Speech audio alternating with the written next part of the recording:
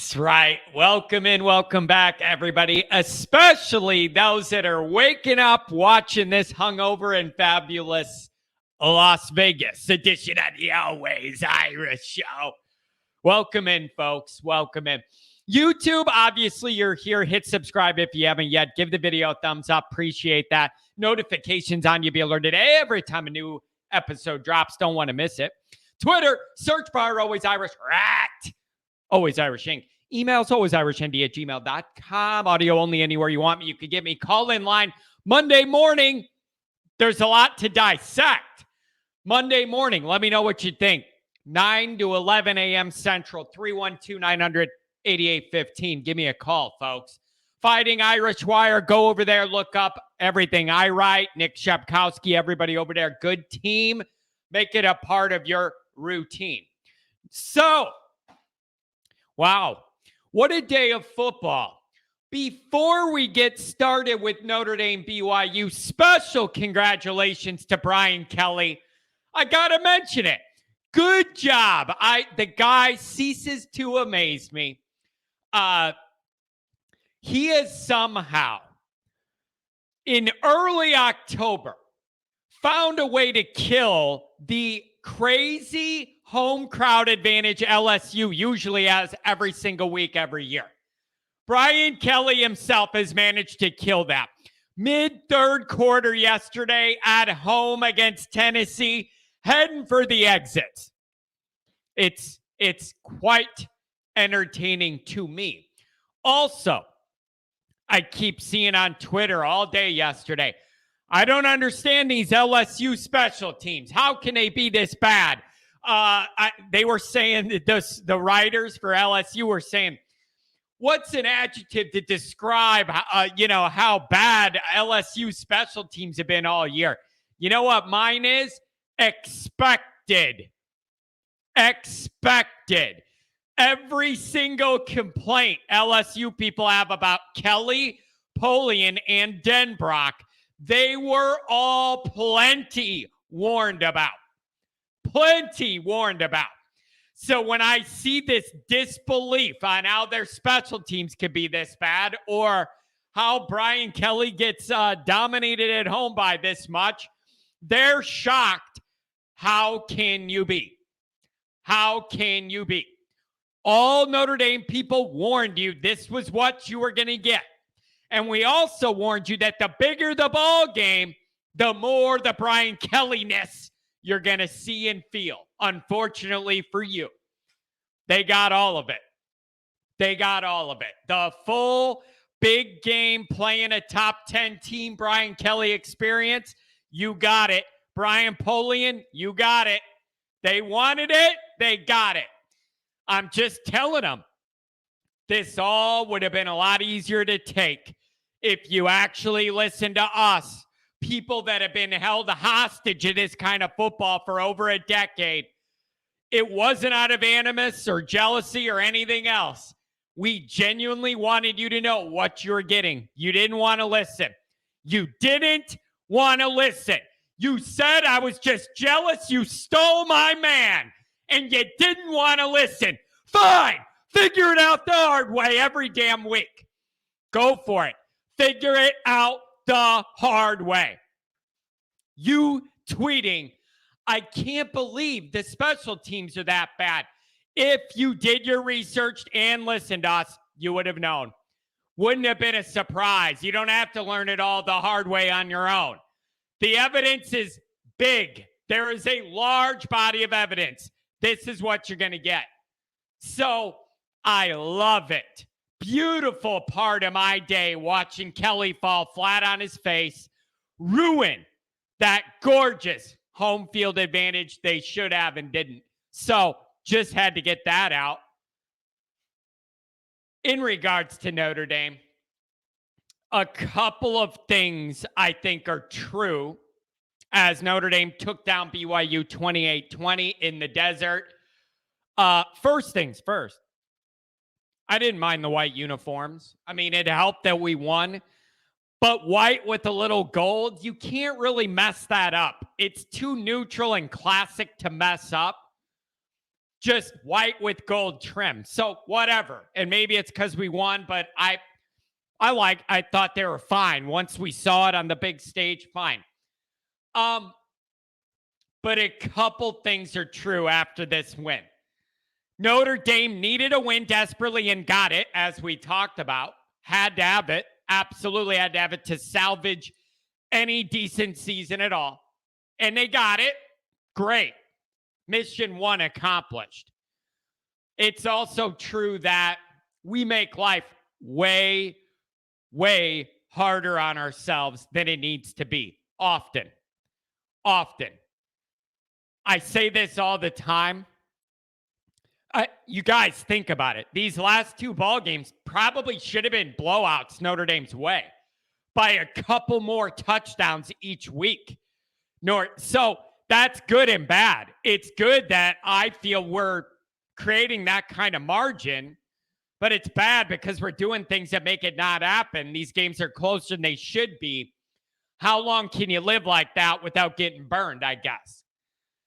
But I say all the time, if you've been here a while, you know I say this all the time. Nothing with Notre Dame's ever black and white. It's always different shades of gray with us. And it all depends on your perspective. And I think as the Freeman era is starting, there's actually there's more spectrums you can look at it through because there's so much new and so much of this is small picture, big picture, what the Freeman era we want to become later. There's a lot of nuance now, more than there usually is. I'll say that. But I always say it's always open to interpretation in this fan base. Very rarely does something happen with Notre Dame football and we all agree it's either good or bad. Very, very rarely. I guess recruiting, if you get a good guy, we all agree it's good. If they're like a 4 or 5 star, and if we don't, it's bad. But anything else seems to be up to mass interpretation. How strict of you are you of a grader? Do you have a curve for any items the first year of Freeman? I don't know. So was this a great win versus a ranked team in the desert? Or they were really overinflated, didn't deserve that ranking? This was the second game we had a chance to pile it on somebody and we didn't, and that's frustrating and disappointing. Both of those can be true, folks. Both of those can be true. I don't think we need to pick all one or all the other. Both can be true.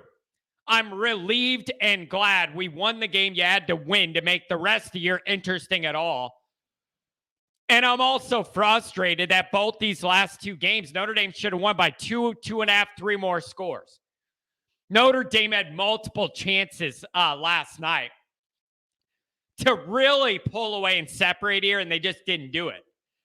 For some offensive reasons and inefficiencies, some defensive reasons. And it's very, very frustrating to watch. Right? Both those games, North Carolina and BYU, there were moments where you were like, okay, Notre Dame, do one more big thing offensively or defensively. Really create some separation here, bring all of our blood pressures down. And it just never really came. Never really came. But let me ask you this question. Off of that. Is Notre Dame good enough right now that it's fair of us to ask for this kind of dominance? That you end up blowing out North Carolina, blowing out BYU, or if not blowing out, at least winning by enough that anybody who looks at the box score says wasn't close. Is it fair enough? Is it fair that we ask for that dominance? I totally get that kind of output is what you expect against North Carolina and BYU. If you're a playoff caliber team, which I do not believe we're close to right now. So us asking for more established, proven dominance against these teams, is it fair or not? I don't know. I'm genuinely asking. A part of me thinks you should be there, putting these teams away. And another part of me thinks there's a lot more for Freeman to fix here to get to the level that I feel is playoff competing worthy than any of us wanted. Maybe this is just the painful process of putting all that together and doing that calibration and finding out where you're really good, where you're not good enough. I don't know. But I'm asking the question, how fair is it to critique harshly? To me, knowing no matter what, Freeman inherited a non-playoff competing roster right away. I just think that. You might disagree with it, but I felt that going into the year. We were hopeful there'd be no drop-off from Kelly, take it off from there, but you're finding there's just more personnel issues here than we wanted. So I do ask, and I don't know the answer, but I ask you where you fall on this, and this is a good radio topic too, when we get into that tomorrow. That bar, that strict bar, is it fair to be mad we didn't dominate and put these two teams away? Or just be glad we found a way to win them? Maybe the truth's in the middle, and it probably is. So, first things first. You had to win, and you got the win. Huge for Pine, bigger for Freeman. Finally has a ranked win and avoided losing another lead at halftime to a ranked team. He could not afford that, especially not in this moment, not on this stage. I read that it was a sellout there. The moment and the game felt a lot bigger than Notre Dame with 2 losses playing a one-loss BYU team. The moment felt a lot bigger. The game felt a lot more important than it probably actually is in the big scale of things practically. And I like that. I like that Notre Dame kind of got to taste some of that big game feel. It sounded like it was loud in there at times. So I like that they got kind of tested in that environment. It was loud in there.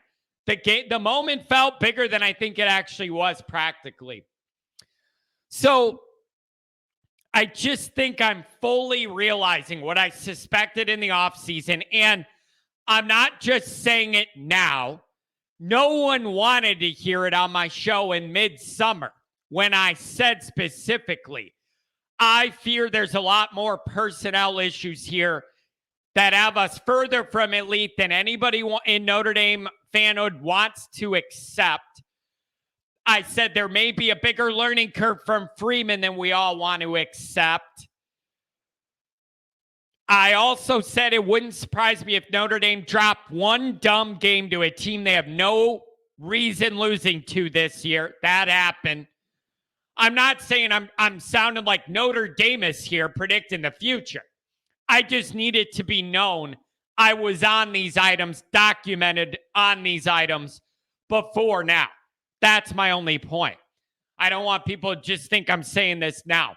These were big picture items you could go look at in the summer on this show that I was worried about. Now we're seeing them.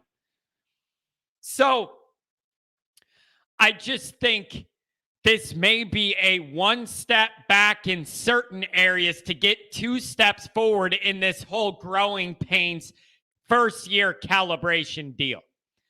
But the biggest point is, in the short term, the salvage tour roadmap still intact. The idea of only having 2 losses entering Clemson at home is still perfectly reasonable and intact. That goal definitely reached. Let's take a look at some of the gameplay, some of the statistics, good and bad. When you look at the numbers on paper, this game didn't need to be that stressful. It didn't. Notre Dame had multiple different chances to flip this all right away. How about play 1, interception? We were all begging for it. That ball, lame duck, tipped. Jaron Hall did not look himself last night, folks. Credit to Notre Dame for a lot of that, but the guy did not look. Is he still banged up or something? He looked a little out of sync. Better second half, obviously. He did not seem full throttle the whole time, but play 1, interception, beautiful. Bracey did get hurt throughout the night. We're going to have to monitor that because he's been playing good football for us. All right. But overall, it just didn't have to be this stressful. That's why my hair's falling out, folks. Offense, 41 minutes of possession of their 19. How can you not love that? Just under 500 yards total. Nice balance. I like the balance. 262 passing, 232 rushing, 5 yards per rush, just under it, just under 10 per pass. Now you're living a little bit. Now you're living in the real world of offense a little bit with those numbers. 5 yards per 5 yards, just under. I can live with it. 11 of 16 on third downs. Listen, fine, but 0-1 on fourth and short. Listen, third and fourth and short and red zone are becoming a problem for Notre Dame. That's a larger scale trend overall. And that's when you start getting to Wonder Boy Tommy, some of those setups and designs in short yardage, short fields, red zone. Here's what I've decided.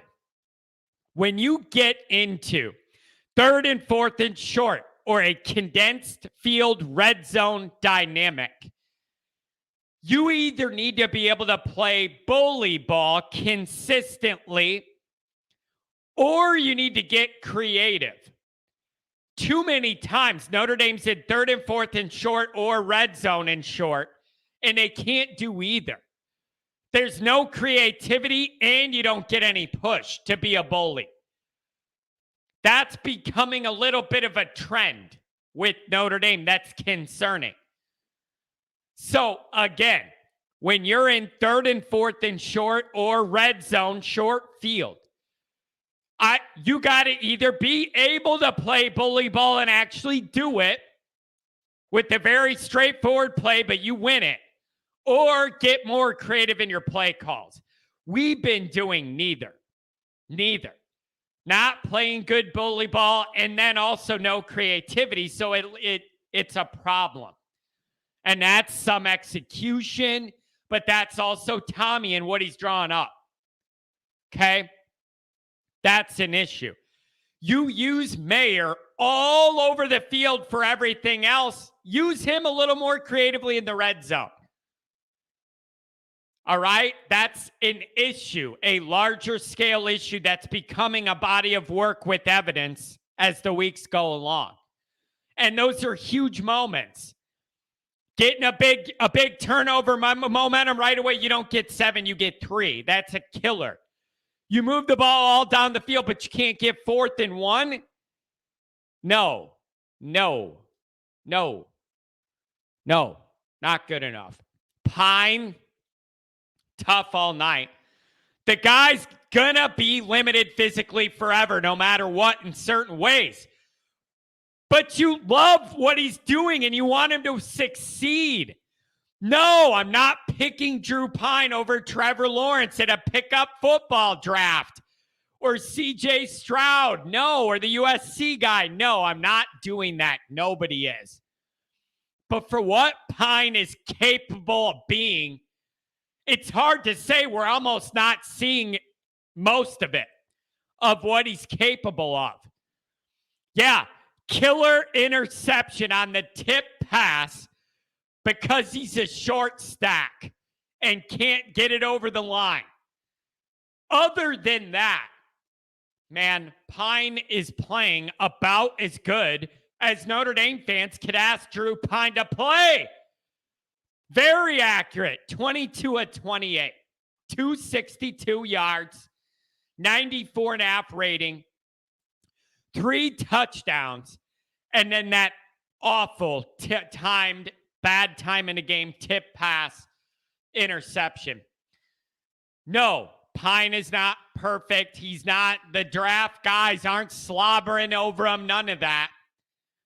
Yes, there are guys getting open downfield and he doesn't see it, but behind the line quick enough, recognize it, and he holds it too long sometimes. He's short and inexperienced. That's what you're going to get, I guess. Right? With those complaints, he's short and he's inexperienced. That's what it looks like. Playing quarterback with a short guy that's inexperienced. Can't see it all early enough over the line. has to roll out, get a lane to see. But that's where Notre Dame's at in the quarterback room. Like, there's different levels to this. I could say overall, Pine and Buckner shouldn't even be Notre Dame's quarterbacks anyways. Give me a Drake May with 2 or 3 years of experience. Like, big picture, that's what Notre Dame's quarterback room looks like when they're ready to win something nationally. Drake May, but 2 to 3 years of them. But that's not our dynamic. For the one we're in now, Pine's doing a really good job. Tough guy, fighter, protecting the ball for the most part. He was accurate. This is just what you get when it's your backup and it's Drew Pine and he's built physically the way he is. That interception, the tip ball, that's what happens. That's the downside of having a guy like that. But overall, man, he is playing winning football, and I am happy for him. He is showing he could throw the ball a little bit down the field. He's being really accurate with it. Great. He's doing about all I can ask somebody with Drew Pine's skill set to do. And all the team loves him. The coaches love him. We all want him to succeed. I think they almost did him dirty on the broadcast, saying he's a Rudy type figure. He's better than a Rudy type figure. I think they did him a little wrong with that. He ain't a walk-on. Give him more credit than that. Okay? And I admit I've probably underplayed how good Pine is playing. But it's because I know this isn't the long-term answer when Notre Dame plays elitely trying to win playoff games. So it is very, very hard for me to fully buy into this when I know when Notre Dame's really, really good, it isn't going to look anything like this. That's hard in my mind to cut up. But my God, the guy's Notre Dame tough. Every single thing of fitness, try hard, like just physical, trying to give everything you can. He's a guy we all want to rally around. He's doing a really good job playing winning football. Keep it up. Keep it up, man. Pine time. Keep it up. Estimate Tyree Diggs all involved again. 14 carries, 17 carries, 11. My favorite 2 plays of the game probably are, well, the interception to start the game was exciting because we don't cause those. But the Thomas ball underthrown catch could have been a pick 6 or an interception. He comes back for the underthrown ball, bails Pine out, gets the touchdown. Unless you want to tell me it was underthrown on purpose to set that comeback catch up. I wouldn't believe you if you said it was on purpose, but if it is, it worked out. Let's run with it. That was a beautiful play.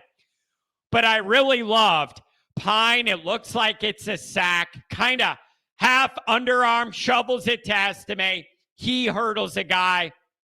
Beautiful. Absolutely beautiful. Backbreaker for the defense. They think they're getting a sack.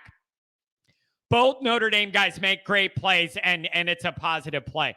Love that. Love that. And obviously, Michael Mayer is a beast. Everybody knew that. Notre Dame record, 11 catches, 118 yards, catching touchdown passes. Notre Dame game record. And he's a Notre Dame game wrecker. Third down magnet. Didn't matter how many guys find him. He's going to catch it, get it. Like, NFL guy. Savor him while you got him, Notre Dame folks, because he's hasta la bye-bye. Savor him while you got him. That Notre Dame tight end lineage is the real deal, and you love to see it. What I also loved is Jaden Thomas is continuing to emerge. Only 3 catches, 74 yards, but he did it with flair, with confidence, blatant athleticism, circus catch. Great. We have been begging for more guys to show a spark, especially in the passing game. You know, you kind of got Styles. You have Mayer. If you could get Jaden Thomas to be another threat anytime we're in a passing down, beautiful. He's starting to emerge, and it isn't just the plays, it's the confidence I see him have when he's doing it. There's a swagger there, a confidence. I love it. Beautiful. We've been begging for more of that spark. He provided it. Roll with it. The offense seems to be expanding a bit. Certainly, compared to what we saw early in mid-September. Offensive line playing really solid football. Keep evolving. Keep evolving. That's nice to see. We wanted to see them expand off the passing game. They did that. They did that. And I'm glad to see it. Keep it going. All right. Certainly trending up there. Offensive line did their part too. Good job. Keep evolving.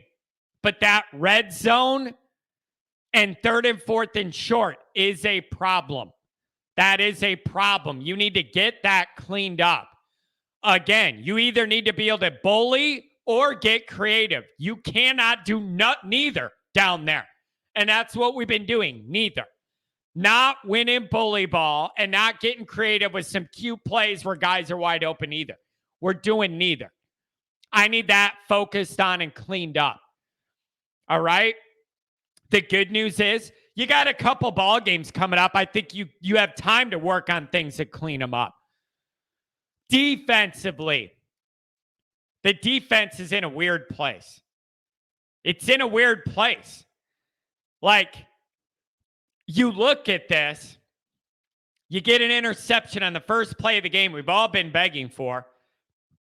The defense gives up 20 points overall. And you look at that and you're like, man, that's pretty good. If you were at work, missed this game, you see Notre Dame gives up 20. You're thinking, great job. Like, that's winning football against anybody, giving up 20. But the defense is in a weird place, man. You felt like it was good at times and then just doing things you can't explain bad. They're starting to give up chunks at times. And a lot of them are at bad times. Just chunks and miscommunication, just busts. Safety blitzes that never get home again and leave people wide open. Why are we doing them at all? They never work. We don't get home. We always get burned. Don't do it anymore. Or adjust to a different kind of blitz. But every time we've done that one, it's bad. A safety blitz never gets home, leaves us wide open spot in the field, and we get burned every single time. But the defense is in a weird place. Do some really good things and then allow some stuff that you're just, how can this be? So the safety blitz again, burned, horrible. But that ain't even the worst one. You had them in 3rd and 17 from their own 2-yard line. And you let them run a run play right up the middle for a first down on you. Folks, that's not real life. Like not real life. Yeah, you got to turn over first play of the game. Beautiful. Only gave up 20 overall. Only gave up 120. 120 yards passing, 160 rushing. But things like the 3rd and 17 run play can't happen. Things like a safety blitz, nobody gets home, and it's a bust for a huge play again. Can't happen. The linebackers still worry me, man. It still worried me. I'm not seeing enough plays out of those guys. Can I get more Collie just to try it? And I'm also not trying to be this guy. I'm not trying to be this guy. But I can't help but notice right after Bertrand came back off the suspension for targeting in the last game, it seemed like the defense got worse and big plays were being made on us. I don't know if that's fair or not, but I just noticed Once he was back, things got worse for us. I'm sorry. I just noticed it. Sure, it's not just his fault, but overall, I saw that. 120 yards passing to this team. Great.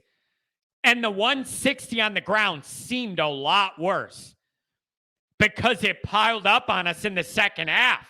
They got 6.5 per carry in the second half, and it felt like they were running downhill on us part of the time. Love that interception by Bracey.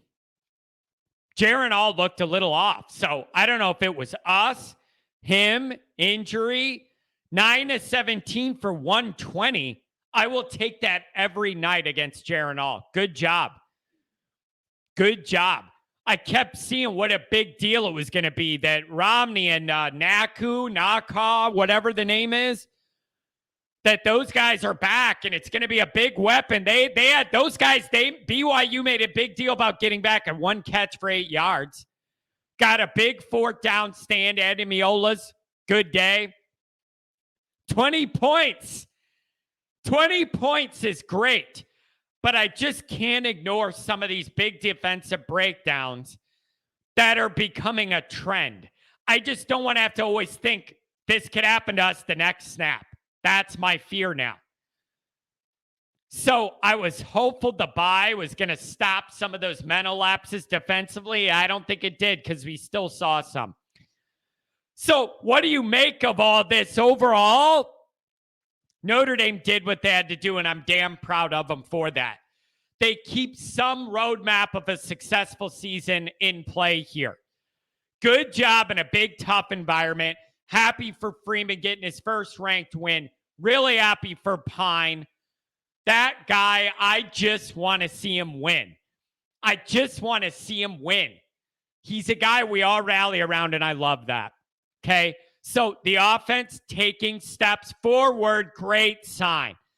The defense, you have a lot of damn work to do, even in a win where you only gave up 20. If that's my big takeaway, I can live with that for where we're at right now overall. So hard to say this was anything but a success. There's certain areas that are getting better, like the offense, the passing game. But what I can't have is the offense getting better and that defense starting to slip back a little. Can't have that. Points-wise, it didn't happen. 20's a winning day. But some of the breakdowns I saw got to get short. Sew them up. Shore them up. Okay? But overall, successful trip to the desert. I want the next 2 weeks to be the weeks you actually can pile it on, win by a lot. Build yourself this ramp to Syracuse and Clemson. But overall, good to have a win. Good to see the offense improving. Defense, I like that 20. I don't like how it looked all night. We will see you tomorrow morning for the call-in show. What do you guys think? Give me a call. Enjoy that NFL ball the rest of the day, folks. Safe trip home from the desert, by the way, if anybody's flying out hungover. Safe travels.